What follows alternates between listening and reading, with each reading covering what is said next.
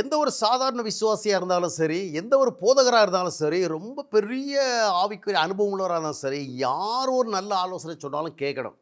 எனக்கு ஆலோசனை சொல்றதுக்கு ரொம்ப ஹை லெவல்ல ஒருத்தர் இருக்கணும் அப்படிலாம் சொல்லக்கூடாது. இப்ப நாகமான் குஷ்டரோகம் சுகமாகறதுக்கு பின்னால இருந்த பல காரணங்கள்ல ஒரு காரணம், ஒரு சாதாரண வேலை செய்ற பொண்ணு சொன்ன ஆலோசனை அந்த நாகமானுக்கு ஒரு பெரிய தளபதி கேட்டான். மோசேயினுடைய காலத்தில பார்த்தீங்க, அவனுடைய மாமனார் சொல்ற அற்ப ஆலோசனை அவன் கேட்டான். அதனால ஆலோசனை யார் வேணாலும் சொல்லலாம், கேட்கலாம். நல்ல ஆலோசனையே சாதாரணமான லெவல்ல இருந்து கூட சிலர் சொல்லுவாங்க. அத நம்ம காது குடுத்து கேட்கணும். நான் எப்படியாப்பட்ட ஆளு, நான் எவ்வளோ பெரிய ஆளு, எனக்கு நீ ஆலோசனை அப்படி சொல்லக்கூடாது.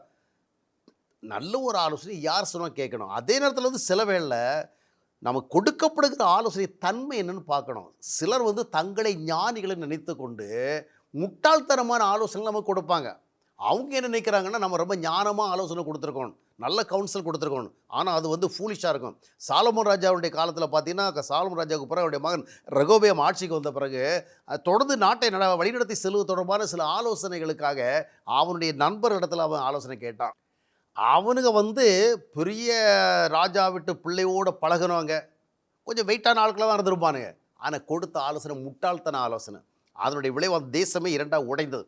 அதனால் நீங்க கேட்கிற ஆலோசனைகளை ரொம்ப கவனிக்கணும். குறிப்பாக சத்தியத்துக்கு விரோதமான காரியங்களை நீங்கள் காணுகிற பொழுது, தேவனுடைய வார்த்தைகளுக்கு புறம்பான காரியங்களை நீங்கள் காண்கிற பொழுது, தேவனுடைய காரியங்கள் தவறாக விளக்கப்படுகின்ற பொழுது, தேவனை குறித்த காரியங்கள் பொய்யா சொல்லப்படுகிற பொழுது, ஜனங்கள் வஞ்சிக்கத்தக்கதாக செய்திகள் போதனைகள் கொடுக்கப்படுகிற பொழுது, ஒரு ஊழியம் அநேகருக்கு தேவனை குறித்த தவறான காரியங்களை சொல்லிக் கொடுப்பது போன்ற காலமாக இருக்கும் பொழுது இவைகளை எதிர்க்கணும்.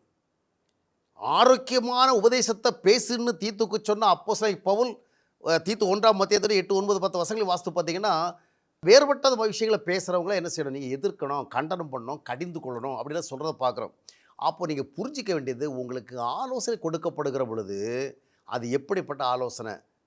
அப்போ பார்த்தீங்கன்னா நிறைய பேர் என்ன சொல்கிறாங்க, அந்த அந்த ஊழிய சம்மந்தமாக ஏதாவது ஒரு குறைபாடை சொல்லுகிற பொழுது, சொல்ல வேண்டிய கருத்தை சொல்லுகிற பொழுது, அவங்க கொடுக்குற ஒரு ஆலோசனை என்ன தெரியுமா?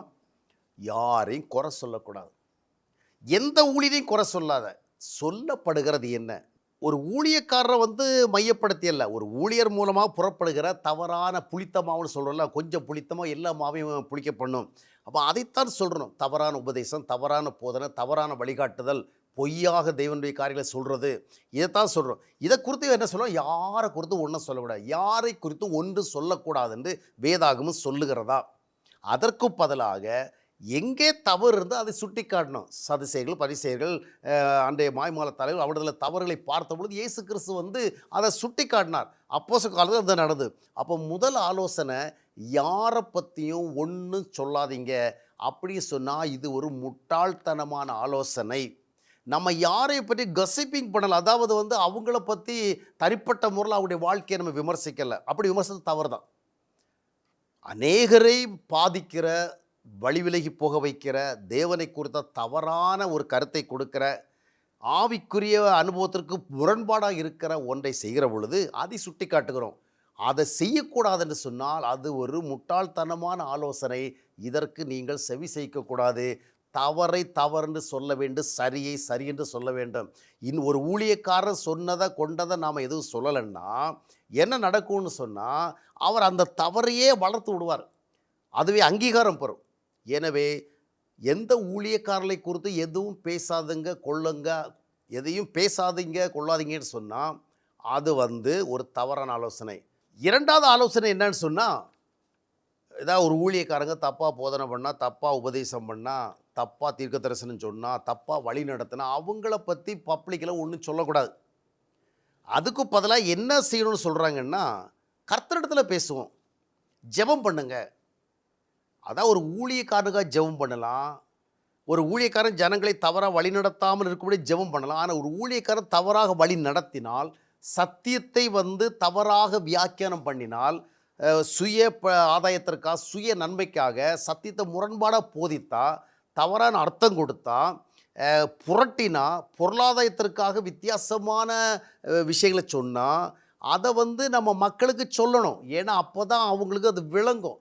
இல்லைன்னா அந்த போதகர்களோ அந்த போதகர்களோ சொன்னதெல்லாம் சரின்னு நினச்சிட்டு அதையே பின்பற்றுவாங்க. இப்போ இந்த விஷயத்தில் கர்த்தரிடத்துல மட்டும் சொல்லுங்க, ஜனங்களிடத்துல சொல்லாதீங்க. அப்படி சொல்கிறது ஒரு முட்டாள்தனமான ஆலோசனை. இப்போ எசேக்கியேல் தீர்க்கதரிசியுடைய புஸ்தகம் 13ஆம் அத்தியாயத்தினுடைய 2ஆம் வசனத்தை வாசித்து பார்த்தீங்கன்னா, எசேக்கியேல் தீர்க்கதரிசி மூலமாக தேவன் என்ன சொல்கிறாரு? நிறைய பேர் பொய் தீர்க்கதரிசனம் சொல்கிறான், நீ அதை பற்றி என்ன செய், ஜனங்களுக்கு போய் சொல்லு, இவங்கள தேவன் அனுப்பலை, இவங்க சொல்கிறது தேவன் சொல்கிறதும் அல்ல, அப்படி சொல்லி விளங்க வச்சு இவர்கள் எதிராக தீர்க்கதரிசனம் சொல்லுங்கிறார். அப்போ எந்த பப்ளிக்கில் போய் அவங்க பொய் தீர்க்கதரிசனம் சொன்னாங்களோ அது பொய்ன்னு நீ போய் சொல்லுன்னு அர்த்தம்.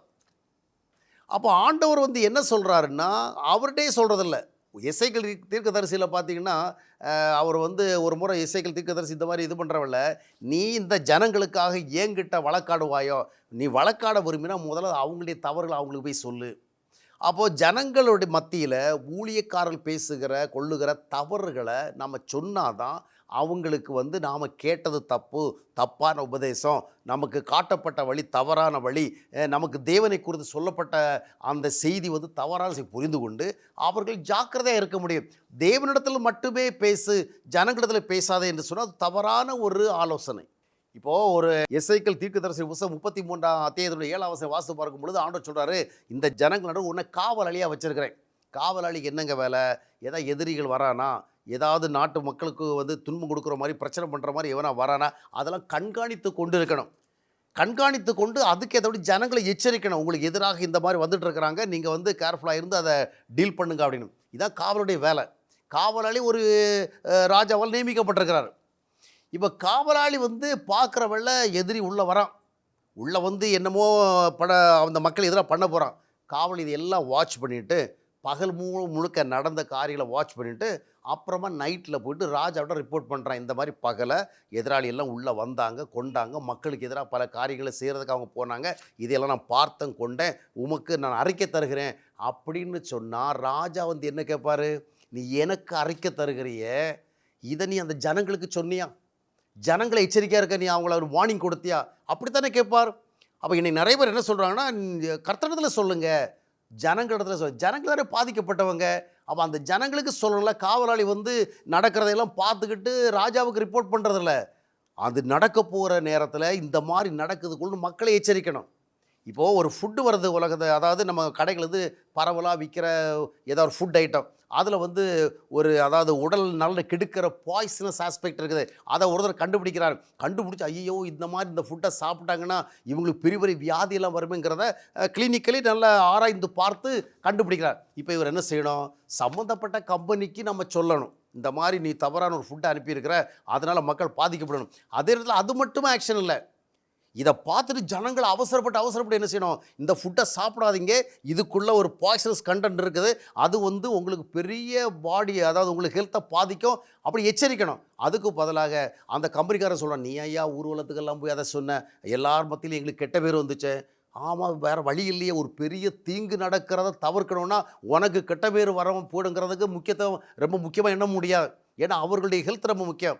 அப்போது நீங்கள் ஊழியக்காரர்கள் மூலமாக தவறான உபதேசம் தவறான போகிற மக்கள்கிட்ட போகும் பொழுது அதை வந்து அவங்கள்ட்ட மட்டும், அதாவது தேவன்கிட்ட மட்டும் சொல்கிறதில்ல, தேவனிடத்துலையும் சொல்லணும், ஜனங்கிடத்துலையும் சொல்லணும். அதான் ரொம்ப முக்கியம். அது மட்டும் இல்லை, இன்னொரு ஆலோசனை என்னென்னு சொன்னால், நிறைய பேர் என்ன சொல்கிறாங்கன்னா, பப்ளிக்கில் இதெல்லாம் பேசக்கூடாதுங்க, பப்ளிக்கில் இதெல்லாம் பேசக்கூடாது, ஏதாவது ஒரு ஊழியக்காரன் வந்தால் தனியாக போய் சொல்லணும். வேதாகமத்தில் அப்படி தானே பார்க்குறோம், தனியாக போய் தானே சொன்னாங்கன்னு. உண்மைதான், வேதாகமத்தில் 1-2 பேர் இருந்தாங்க, அவங்க தப்பாக பேசினவள தவறாக பேசினவள அந்த மாதிரி பேசினவங்கள்ட்டே போய் வந்து பர்சனலாக சொல்ல முடிஞ்சுது. இன்றைக்கி கிறிஸ்தவ உலகத்தில் ஆயிரக்கணக்கானவங்க தவறாக பேசுகிறாங்க, ஆயிரக்கணக்கானவங்க தப்பாக உபதேசிக்கிறாங்க. ஒவ்வொருத்தரும் தப்பாக உபதேசிக்கிற பொழுது, தவறாக உபதேசிக்கும் பொழுது அவங்கவுங்க வீட்டுக்கு போயிட்டு நம்ம அவங்கள்ட்ட பேசி சரி பண்ண முடியுமா? இல்லை அப்படி போனால் தான் அவங்கள நம்மளை அக்செப்ட் பண்ணுவாங்களா? எத்தனையோ ஊழியக்காரங்களுடைய தவறுகளை குறித்து டிவியில் யூடியூப்லாம் சொல்லப்படுகிற, அதை அவங்க பார்த்துட்டு திருந்தலை. அப்போ அப்படிப்பட்டவங்கள்ட்ட நேரடியாக போய் பேச முடியுமா? இப்போ நிறைய பேர் சொல்லுகிற நியாயம்னா, ஏதாவது ஒரு ஊழியக்காரர் தப்பாக ஏதாவது பேசுனா, கொண்டா பிரசங்கம் பண்ணால் அவர் தப்பான ஊழி செய்கிறாருன்னா நீங்கள் ஏன் வந்து பப்ளிக்கில் பேசுகிறீங்க? நீங்கள் வந்து பர்சனலாக போய் அவர்கிட்ட சொல்லியிருக்கலாம்ல.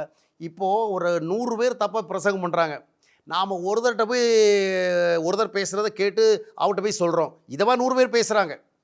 அப்போது நாம் பொது வழியில் சொன்னால் தான் அந்த 100 பேருக்கும் தெரியும். நாம் சிங்கிளாக போயிட்டு ஒவ்வொருத்தரை சொல்லிகிட்டு இருந்தால் அடுத்த அந்த 90 பேருக்கு, அந்த 80 பேருக்கு, அந்த 70 பேருக்கு தெரியாது. அப்போ காலங்களுக்கு ஏற்றபடி பைபிளில் 1, 2 பேர் இருந்தாங்க. அந்த 1, 2 பேர்களை தனியாக சந்தித்து பேச முடிஞ்சது. இப்போ அப்படி இல்லை. 100, 1000 லட்சக்கணக்கில் இருக்கிறாங்க. அப்போ ஒரு பொதுவான தவறை ஒரு செய்கிற இந்த ஊழியக்காரர்களே இந்த தவறு வந்துன்னா அதை சொல்லும் பொழுது அவர்களுக்கும் என்ன செய்யப்படுகிறது, இது தவறு என்று சுட்டி காட்டப்படுகிறது, அறிவதற்கு வாய்ப்பு இருக்குது. அது மட்டுமல்ல, 1 தீமோத்தேயு 5ஆம் அத்தியாயத்தினுடைய 20ஆம் வசனத்தை நீங்கள் வாசித்து பார்க்கும் பொழுது அப்போஸ்தலன் பவுல் தீமோத்தேயு என்ன சொல்கிறான்னா, பாவம் செய்தவங்களை நீங்கள் தனியாக போய் சொல்லுங்கங்கிறதில்ல, மற்றவர்களுக்கும் பயம் உண்டாகும்படி பாவம் செய்தவர்களை எல்லாருக்கும் முன்பாக கடிந்து கொள். இன்றைக்கி காசுக்காக, பணத்துக்காக, சுய நன்மைக்காக எத்தனையோ போதர்கள் வந்து மிக மிக தவறான காரியங்களை செய்கிறாங்க. அப்போ அவர்களுடைய தவறுகளை நம்ம பப்ளிக்கில் சொல்லாதபடி, அவருடைய தவறு என்றால் இவர்களுடைய தவறுகள் மக்களை பாதிக்கிற தவறுகள், விசுவாசிகளை பாதிக்கிற தவறுகள், சபைகளை பாதிக்கிற தவறுகள், அதை மற்றவர்களுக்கு பப்ளிக்கில் சொல்லலைன்னா இதுபோன்று தவறுகளை செய்கிறவர்களுக்கு ஒரு வார்னிங்கே கிடைக்காது. அப்போ பவுலுக்கு என்ன சொல்கிறாரு, பாவம் செய்தவனுக்கு பயம் உண்டாகும்படி, இது மாதிரி நிறைய பேர் பாவம் செய்வான், அவங்களுக்கு பயம் உண்டாகும்படி 4 பேர் மத்தியிலே என்ன செஞ்சிரு சொல்லிடு. அதை கலாத்தியர் நிருபத்தை நீங்கள் வாசித்து பார்க்கும் பொழுது 2, 11, 14 வசனங்களில் பார்க்கும் பொழுது அப்போஸ்தலனை போல் பேதுருவிடத்தில் ஒரு குறைபாடை கண்ட பொழுது அதை தனியாக போய் பேசலை, பப்ளிக்லேயே போய் அதை வந்து ரிவ்யூ பண்ண. ஏன்னா இதை மற்றவங்களும் கேட்கட்டும், அவங்களும் இதை தவறை பண்ணக்கூடாது, அவங்களும் இப்படி தப்பாக போதிக்கக்கூடாது. இல்லைன்னா நம்ம ஒரு தடவை வான் பண்ணிட்டு வரோம், மற்ற மிச்சம் என்ன பண்ணுவாங்க, இதே தப்பை பண்ணுவாங்க. அப்போ சில நேரங்களில் பப்ளிக்கில் ஏன் சொல்கிறோன்னா, ஒரு ஊழியக்காரர் செய்த தவறை நம்ம அவர்கிட்ட பர்சனலாக போய் சொன்னால், இதுவா 99 இருக்கிறாங்களே அவங்களுக்கு யார் போய் சொல்கிறது, அப்போ அவர்களுக்கு கேட்க வாய்ப்பு. எனவே இந்த தவறான ஆலோசனை கூட எச்சரிக்கணும். முட்டாள்தனமான ஆலோசனைகளை நீங்கள் வந்து புறக்கணிக்கணும். இந்த 3 ஆலோசனைகள் வந்து முட்டாள்தனமான ஆலோசனை என்பதை புரிந்து கொண்டு வேதாகமம் என்ன சொல்லுகிறதோ அதன் அடிப்படையில் நம்ம பார்க்கணும், அதற்கு அடிப்படையில் நம்ம சிந்திக்கணும், செயல்படணும்.